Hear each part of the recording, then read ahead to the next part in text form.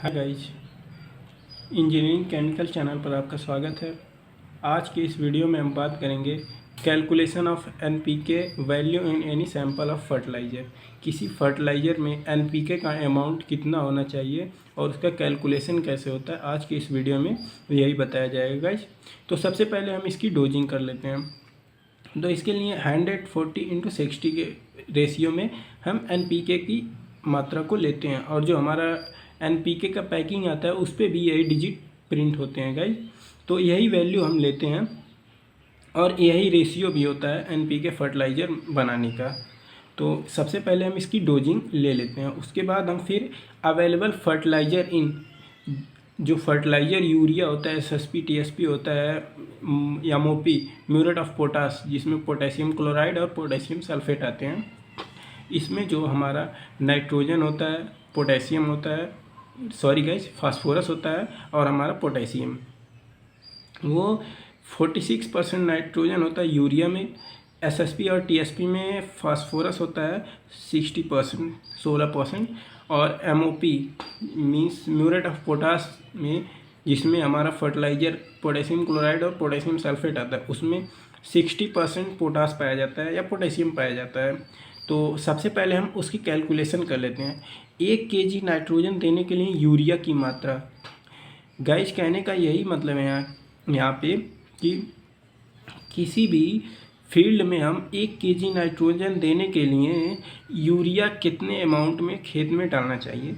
तो सबसे पहले गाइस हम 1 केजी नाइट्रोजन देने के लिए फील्ड में हम कितना यूरिया लेंगे, उसके लिए हम 100/46% जो हमारा यूरिया में नाइट्रोजन प्रेजेंस रहता है उसका रेशियो करेंगे। उस जब हम 46% से 100 को डिवाइड करेंगे तो हमारा 2.17 KG 170 KG sorry guys 2.17 KG urea में आवश्यकता होगी 1 केजी नाइट्रोजन देने के लिए हमारे फील्ड में। तो हमारा 1 केजी नाइट्रोजन यहाँ निकल गया। तो उसी तरह हम देख लेते हैं गाइज, यहाँ पे भी 1 KG nitrogen sorry guys 1 KG phosphorus देने के लिए एसएसपी और टीएसपी की मात्रा, क्योंकि गाइज हम आपको बता दें जानकारी के लिए, जो एसएसपी और टीएसपी होता है वो हमारे इंडिया के सॉइल में बहुत ज़्यादा अमाउंट में मिलता है। इसी वजह से हमारे किसान भाई एसएसपी और टीएसपी का बहुत कम यूज़ करते हैं अपने खेतों में।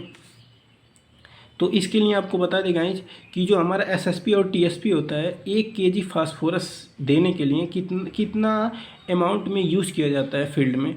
तो 100/60 जो कि एसएसपी और टीएसपी में, जैसा कि आपको दिख रहा होगा गाइज, एसएसपी और टीएसपी में हमारा 60% जो है वो फास्फोरस पाया जाता है।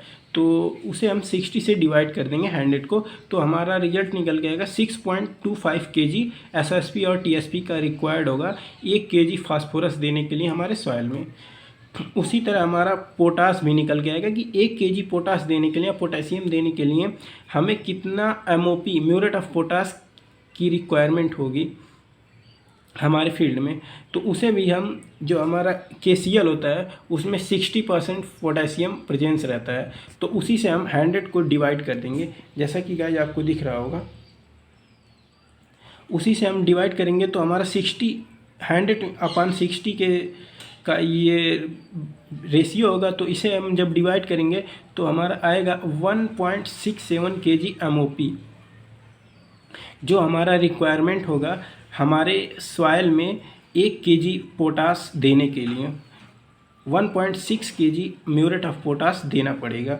तो हम गाइज देख लेते हैं कि 100 केजी नाइट्रोजन देने के लिए यूरिया की मात्रा, जैसा कि गाइज यहाँ पे हम आपको 1 केजी नाइट्रोजन देने के लिए यूरिया की मात्रा ज्ञात कर चुके हैं, तो उसी से हम 100 में गुणा कर देंगे तो हमारा पता चल जाएगा।